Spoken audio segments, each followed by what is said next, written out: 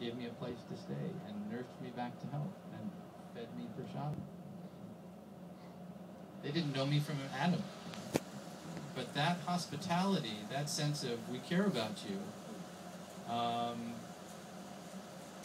was a big part of why I stayed in Krishna consciousness. That was the kind of care that Srila Prabhupada demonstrated here. Now you have to remember that he was 70 years old. He was not a young man. But he would do everything. He would cook the prasad, serve the prasad, clean up, take care of us, do everything. And that sense of someone who loved us, as Arundhati was explaining, was a new experience. It was a very, very beautiful experience. I remember when I was 19 at the time, 1969, I got my 1A certification, which meant that I was to report to Frankfurt, Germany for my physical before shipping out to Vietnam. I went to Srila Prabhupada, and I explained what this little card was, and he looked at me and said, "They can't take you." And he signed a Bhakti Shastri certificate for me at that time, which I have that on my wall at home. And with that Bhakti Shastri certificate, I was able to send in application forms for a change of status. And after describing what are the classes you're taking and what does this lead to and so on, I was reclassified for F, which was ministerial deferment. So Prabhupada literally saved my life. But that was not unusual. I mean, he did everything he could to take care of us.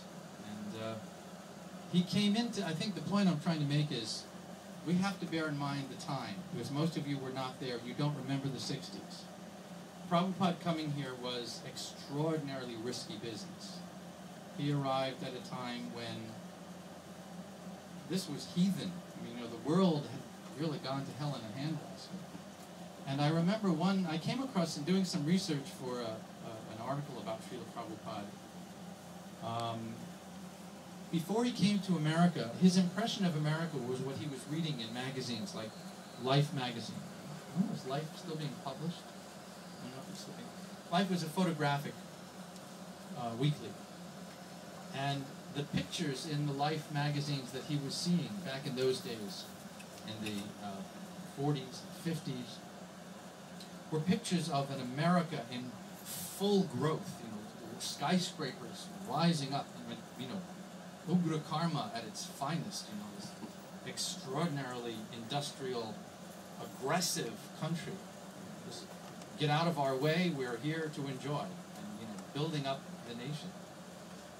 And the idea of leaving Vrindavan to come here, into that kind of an environment, it's hard for us to fathom.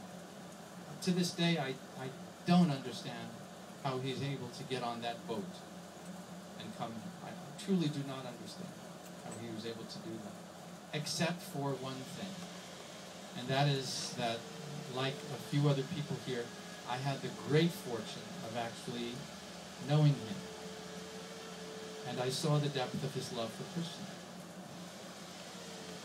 So whatever anyone might say, I know that Krishna is real because I've seen the depth of Prabhupada's love for him.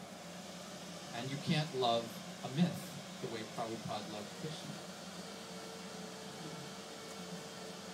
So I just wanted to give you a little bit of a sense. This is needless to say, a much vaster topic.